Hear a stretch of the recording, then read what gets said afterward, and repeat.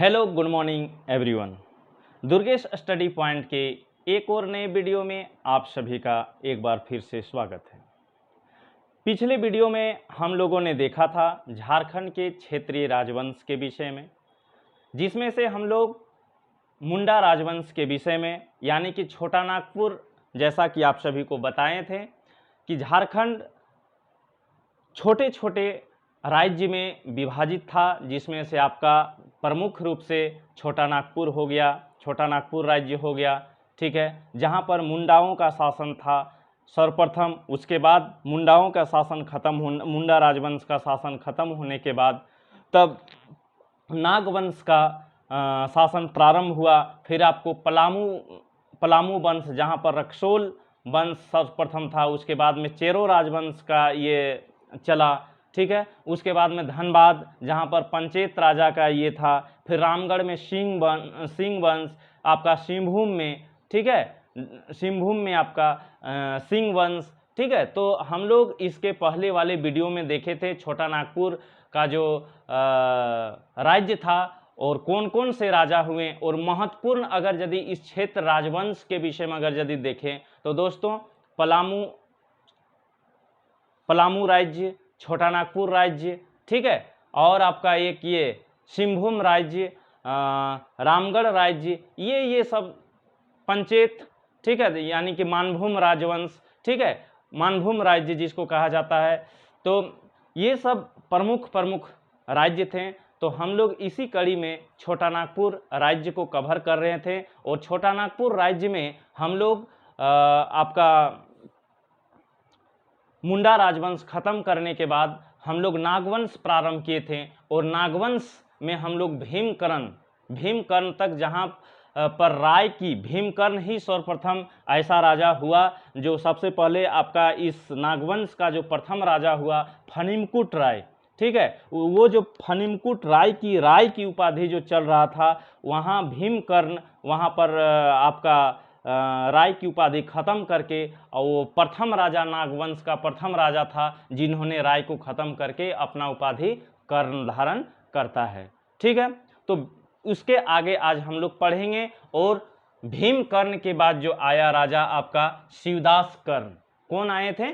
शिवदास कर्ण, है ना। इसके बाद जो ये नागवंश का जो ये हुआ वो शिवदास कर्ण आए थे, ठीक है। और इसका जो प्रमुख काम था ये शिवदास कर्ण का, वो क्या किए थे? गुमला के हापामुनि मंदिर में एक विष्णु की प्रतिमा, जैसा कि इसके पहले भी आपको बताया गया था, आप सभी को बताया था कि गुमला में एक हापामुनि मंदिर का निर्माण कराया गया था। तो उसी मंदिर में जहाँ पर महामाया की मूर्ति लगी हुई थी, उसी मंदिर में जो है ये शिवदास कर्ण जो आकर के क्या करते हैं? विष्णु की प्रतिमा स्थापित करते हैं। कौन? ये शिवदास कर्ण, ठीक है। यही इसका एक महत्वपूर्ण कार्य है, ठीक है। अब उसके बाद शिवदास कर्ण के बाद अब हम लोग आते हैं आपका प्रताप कर्ण में, ठीक है। कहाँ आएंगे हम लोग? प्रताप कर्ण, यानी कि शिवदास कर्ण के बाद जो नागवंश का राजा बनता है उसका नाम क्या है? आपका प्रताप कर्ण। कौन आता है? प्रताप कर्ण। तो ये जो है, ये जब ये आए आपका प्रताप कर्ण, तो क्या हुआ उस समय तमाड़ क्षेत्र में जो है घटवाल राजाओं का ये क्या बोले, घटवाल राजाओं का ये चल रहा था। वहाँ पर पूरी तरह से अपने अधीन किया हुआ था घटवाल राजाओं के द्वारा। तो उसके साथ जो है नागवंश के राजा प्रताप कर्ण और घटवाल राजाओं के बीच में क्या होता है? विद्रोह होता है, समझ गए। बहुत मतलब भयानक विद्रोह होता है तमाड़ के घटवाल राजा और क्या ये नागवंश के प्रताप राजाओं के बीच में। तमाड़ के क्षेत्र में जो घटवाल वंश के राजा थे उसके ये में संघर्ष होता है, युद्ध होता है, जिसमें से आपका क्या बोलते हैं, विद्रोह करने के बाद इतना भयानक विद्रोह होता है। उस समय आपका नागवंश का जो राजधानी था, कैपिटल था, वो था आपका खुखरागढ़। कहाँ था? तो खुखरागढ़। तो खुखरागढ़ के किले को पूरी तरह से चारों तरफ से घटवाल राजाओं द्वारा, घटवालों के द्वारा क्या करता है? घेर लिया जाता है। तब जाकर के एक आपका घटवाल राजा में ही एक आपका ये क्या बोलते हैं, सरदार हुआ करते थे, जिसका नाम था बाघदेव, ठीक है। क्या नाम था? बागदेव, उससे ये क्या करते हैं, आपका प्रताप कर्ण हेल्प मांगते हैं, सहायता मांगते हैं, ठीक है, कि हमें बचा लो। जब उसकी राजधानी पूरी तरह से कैप्चर कर लेता है घटवाल राजाओं के द्वारा, ठीक है, तब क्या करते हैं, बागदेव से सहायता मांगते हैं, और बागदेव की सहायता से ही क्या होता है, वो घटवालों को पराजित कर देते हैं। और इसी खुशी में क्या करता है, ये सरदार बागदेव जो थे उसको एक कर्णपुरा परगना जिसको कहा जाता है, वो आज का जो हजारीबाग और रामगढ़ का जो क्षेत्र है उसको पहले कर्णपुरा परगना के नाम से जाना जाता था। तो उस क्षेत्र का इन्होंने क्या करता है, ये कर्णपुरा का राजा बना देता है, किसको, बागदेव को। और वहीं से आपका रामगढ़ राज्य की स्थापना यानी कि नींव पड़ जाती है, जिसके प्रथम राजा जो हैं बागदेव सिंह थे। ठीक है, कौन थे, बागदेव सिंह। तो क्या क्या इसके विषय में हम लोग जाने, प्रताप कर्ण के विषय में, तो तमाड़ के घटवाल राजाओं के द्वारा इनका विद्रोह होता है। ठीक है, इसके किले को अर्थात इसके राजधानी जो खुखरागढ़ इसका राजधानी था, खुखरागढ़ राजधानी को क्या करता है, चारों तरफ से घेर लेता है। ठीक है, कौन, घटवालों के द्वारा घेर लिया जाता है। अंत में इसका एक घटवाल सरदार था बागदेव सिंह, उनसे हेल्प लेते हैं और उनके सहायता से फिर उनको पराजित करके तब इसी खुशी में बागदेव को क्या करते हैं, कर्णपुरा परगना का राजा बना देते हैं। ठीक है, और वहीं से रामगढ़ राज्य का नींव पड़ता है और रामगढ़ राजवंश की शुरुआत होता है। ठीक है, अब इसके बाद जो नागवंश का राजा हुआ वो था आपका छत्रकर्ण। कौन था, छत्रकर्ण। और इसमें भी छत्रकर्ण के समय में भी अब संघर्ष शुरू हो गया। ठीक है, अब इसके नागवंश के इसके पहले जो शासन ये राजा हुआ करते थे बहुत कम संघर्ष करना पड़ा, लेकिन जैसे जैसे इधर आते गए वैसे वैसे क्या हुआ, ये विद्रोह करना लोग प्रारंभ कर दिया। ठीक है, उसके बाद में छत्रकर्ण आते हैं और छत्रकर्ण के साथ कोराम्बे, गुमला में एक जगह है कोराम्बे, ठीक है, जिसको झारखंड का हल्दी घाटी भी कहा जाता है। याद रख लीजिएगा, ये बहुत ही इंपॉर्टेंट VVI क्वेश्चन हो सकता है। ठीक है, पूछा जा सकता है कि झारखंड का हल्दी घाटी किसे कहते हैं, तो याद रख लीजिएगा कोराम्बे को कहते हैं। ठीक है, वहीं पर उस कोराम्बे में जो है भीषण संघर्ष, भीषण युद्ध होता है। किसके किसके बीच में होता है, तो आपका रक्सोल वंश के राजा और आपका नागवंशी के बीच में क्या होता है, विद्रोह होता है, यानी कि भयानक संघर्ष होता है। ठीक है, जिसके कारण ही झारखंड का हल्दी घाटी इसको कहा जाता है। ठीक है, किसको, कोराम्बे को, है ना। अब जो है इन्होंने क्या किया कि जब विजय हासिल कर लिया रक्सोल वंश से, तो उसके बाद में 1473 में गुमला के कोराम्बे में एक इन्होंने भी भगवान विष्णु का मूर्ति स्थापित करता है। कौन, ये छत्रकर्ण। कहाँ पर, गुमला में 1400, याद रखिएगा डेट, याद रखिएगा 1473। तो इसमें से ये जो है छत्रकर्ण के समय जो ये हुआ, उसमें से सबसे इम्पोर्टेंट चीज़ जो आपको याद रखना है, उसमें याद रखना है आपको कि झारखंड का हल्दी घाटी किसे कहा जाता है, तो वो क्या है आपका कोराम्बे। पूछा जाएगा कि कोराम्बे कहाँ है, जहाँ पर हल्दी घाटी जिसको बोला जाता था, वहाँ पर क्या टिक करके आना है, गुमला। समझ में आ रहा है। ठीक है, अब इसके आगे हम लोग पढ़ेंगे दुर्जन शाह के विषय में। ठीक है, दुर्जन शाह, और दुर्जन शाह के समय में जहांगीर राजा हुआ करते थे। ठीक है, कौन थे, जहांगीर का शासन चल रहा था, और यहाँ झारखंड में जो है नागवंशियों का राजा कौन था, आपका दुर्जन शाह। और दुर्जन शाह जो है जब जहांगीर का सेनापति जिसका नाम इब्राहिम खान था, ठीक है, जहांगीर का सेनापति का क्या नाम था, इब्राहिम खान। जब इसके क्षेत्र में, हमारे छोटा नागपुर क्षेत्र में इब्राहिम खान आते हैं, और तब जाकर के दोनों में भिड़ंत होता है। किसके किसके बीच में, ये आपका दुर्जन शाह और किसके बीच में, जहांगीर का सेनापति इब्राहिम खान के ये में। चूँकि वह जो है बहुत युद्ध कला यूँ कहें, और युद्ध क्षेत्र में या तो सेना के क्षेत्र में बहुत ज़्यादा थे, इसीलिए क्या बोलते हैं, वो हार का सामना करना पड़ता है दुर्जन शाह को, और उनको बंदी बना करके इब्राहिम खान के द्वारा कहाँ ले जाया जाता है, आपका ये बंदी बना लिया जाता है, और बंदी बना करके 11 वर्ष तक उसको क्या करते हैं, कैद में रखते हैं। किसको, दुर्जन शाह को, ठीक है। और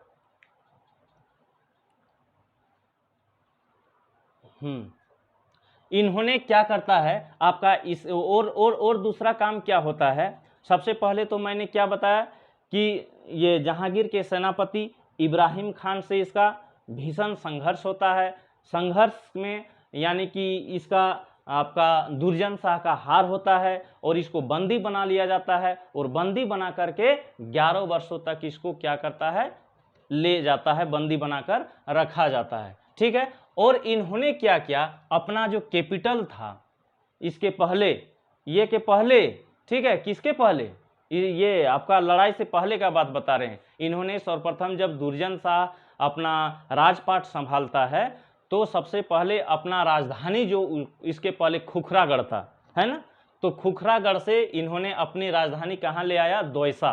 कहाँ पर ले आया, ये दुर्जन शाह ने। ये सब क्वेश्चन आता है कि दोयसा राजधानी किसके द्वारा बनाया गया, ठीक है, तो ये आपको टिक करके आना है दुर्जन शाह, या तो फिर दुर्जन शाह का राजधानी कहाँ था, ठीक है। नागवंश के राजा दुर्जन शाह का कैपिटल कहाँ था, तो आपको टिक करके आना है दोयसा। और दोयसा से पहले उसकी राजधानी यानी कि नागवंश का राजधानी कहाँ था, तो आपका कहाँ था, खुखरागढ़ था, है ना। तब अब उसके बाद में दोयसा में क्या करते हैं, एक नवरत्नगढ़ महल का निर्माण, बहुत भयानक विशाल भव्य नवरत्नगढ़ का किला जिसको कहा जाता है, और वो आपका दक्षिणी कोयल नदी के चारों तरफ से आपका घिरा हुआ है, वो आपका नवरत्नगढ़ किला जो पूरी तरह से प्रसिद्ध है, ठीक है। बाद में हम पढ़ाएंगे तो वही नवरत्नगढ़ किला से आप जब पलामू राजवंश के विषय में आप पढ़ेंगे तब देखेंगे वही आपका क्या नाम था उसका, मेदिनी राय।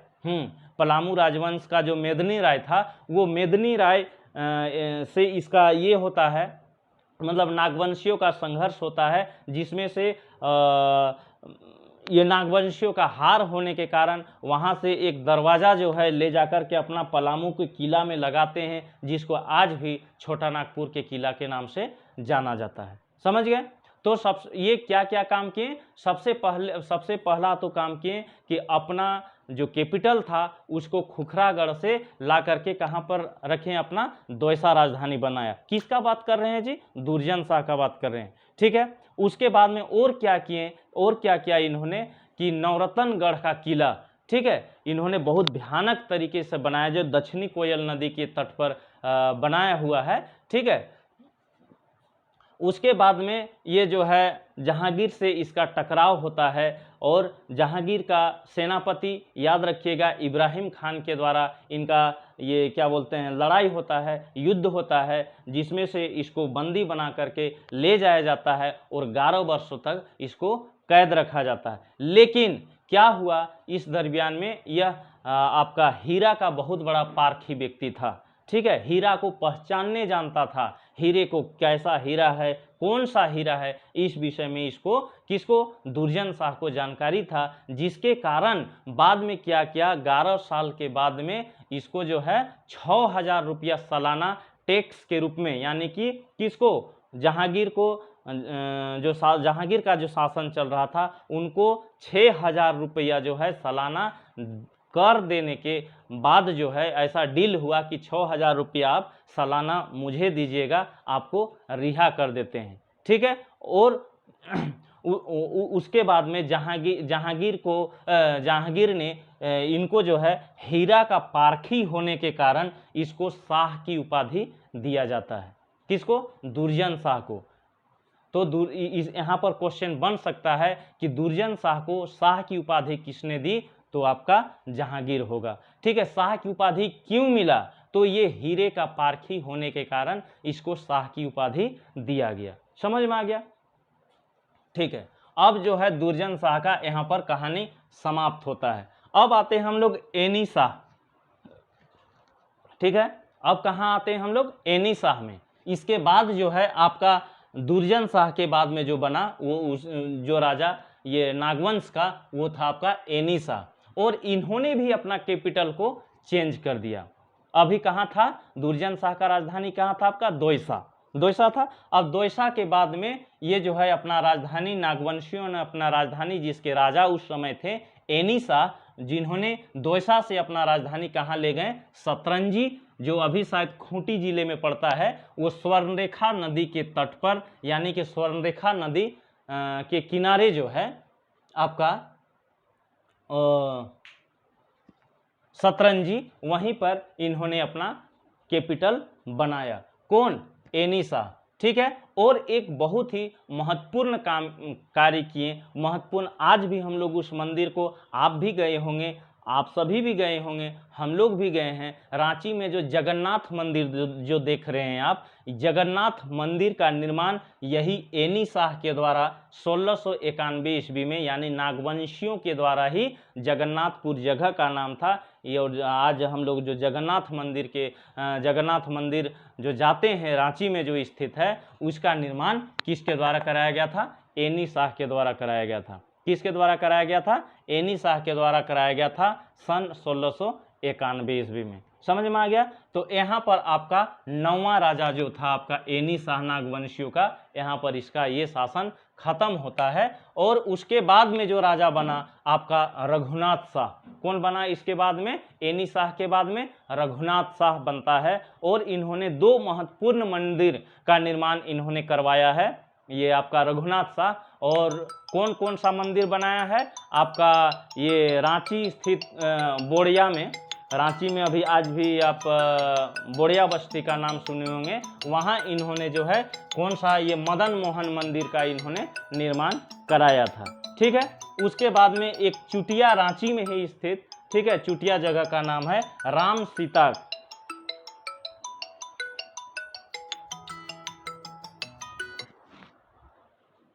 सीता मंदिर का भी इन्होंने निर्माण कराया था। कौन, रघुनाथ शाह के द्वारा। और रघुनाथ शाह के बाद में जो आपका राजा बनता है वो है आपका यदुनाथ शाह। कौन है आपका, यदुनाथ शाह, है ना। तो इन्होंने जो है क्या किया, अब राजधानी सतरंजी जो है, उस राजधानी को इन्होंने चेंज करके कहाँ ले आते हैं आपका, पालकोट, ठीक है। सतरंजी से फिर कहाँ पर लेते गए, ये आपका कौन, यदुनाथ शाह के द्वारा फिर राजधानी कहाँ नागवंशियों का बनाया जाता है, तो पालकोट में राजधानी बनाया जाता है। समझ में आ गया। अब इसके आगे ये हुए आपका 11वां, ठीक है, यदुनाथ शाह, ठीक है। इसके आगे हम लोग जो राजा हुए, अब आगे हम लोग देखते हैं, ठीक है। 1-2 राजा और बने उसके बाद में नागवंशियों का ये खत्म हो जाता है, शासन खत्म हो जाता है, ठीक है।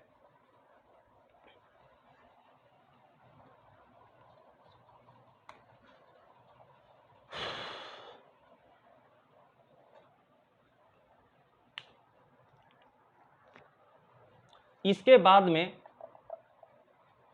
हम लोग यदुनाथ शाह के बाद में क्या पढ़ेंगे, जगन्नाथ शाह, जगन्नाथ शाहदेव। अब जो है शाह से क्या हो गया, शाहदेव आ गया, ठीक है। तो जगन्नाथ शाहदेव का जो है बहुत ज़्यादा कार्य नहीं रहा, ठीक है। ये जो है धीरे धीरे अब राजाओं का जो ये कार्य क्षेत्र था वो सीमित होने लगा। और इन्होंने सिर्फ क्या किया कि पालकोट भौरा में अपना राजधानी बना लिया, ठीक है। एक पालकोट बनाया कौन, यदुनाथ शाह ने। उसके बाद में जगन्नाथ शाहदेव जब बने राजा नागवंशियों का, तो इन्होंने अपना कैपिटल कहाँ बनाया, पालकोट भौरा, ठीक है। कहाँ पर बनाता है, पालकोट भौरा में इन्होंने अपना राजधानी बनाता है, ठीक है। उसके बाद में जो राजा आपका हुए ये उदयनाथ शाहदेव, उदयनाथ शाहदेव, है ना। इधर मिटा देते हैं,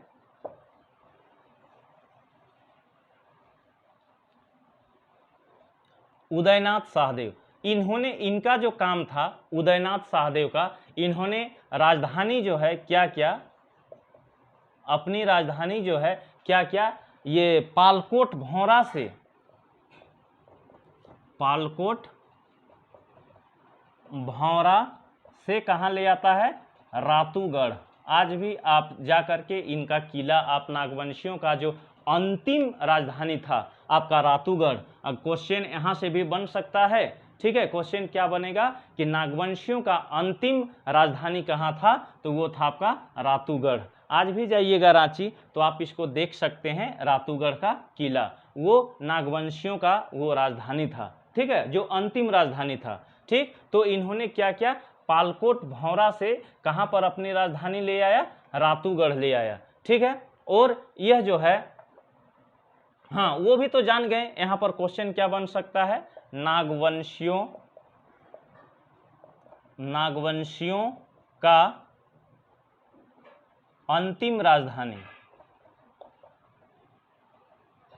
नागवंशियों का अंतिम राजधानी कहाँ आपका, रातूगढ़, ठीक है। ये क्वेश्चन भी आपका बन सकता है, इसीलिए इसको भी आपको देखना है, ठीक है। इसके बाद जो एक राजा हुए आपका अंतिम, जिसको कहा जाता है नागवंशियों का मतलब अंतिम, ये हो गया आपका कैपिटल हो गया, और इसका जो अंतिम राजा हुआ ये था आपका चिंतामणि शरण शाहदेव, ठीक है। ये जो है आपका नागवंशियों का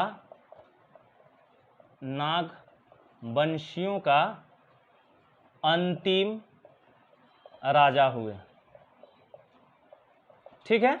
कौन, चिंतामणि शरण शाहदेव, ठीक है। यही है नागवंशियों का अंतिम राजा, ये चिंतामणि शरण शाहदेव। उसके बाद में आपका जमींदारी और राजा प्रथा, धीरे धीरे प्रजातंत्र आ जाता है। उसके बाद में इसका इस सब का जो ये है राजतंत्र जो था वो खत्म हो जाता है, और यही जो है नागवंशियों का अंतिम राजा। और इस तरह से आज जो छोटा नागपुर राज्य था, छोटा नागपुर राज्य में जो राजा हुए, इस विषय में जितने भी राजा हुए, जितने भी महत्वपूर्ण राजा हुए, इन राजाओं ने क्या क्या महत्वपूर्ण कार्य किए, इस विषय में हम लोग जान गए। अब इसके आगे हम लोग इसके नेक्स्ट वीडियो यानी कि पलामू राजवंश के विषय में हम लोग जानकारी प्राप्त करेंगे, ठीक है। तब तक के लिए आप सभी को धन्यवाद।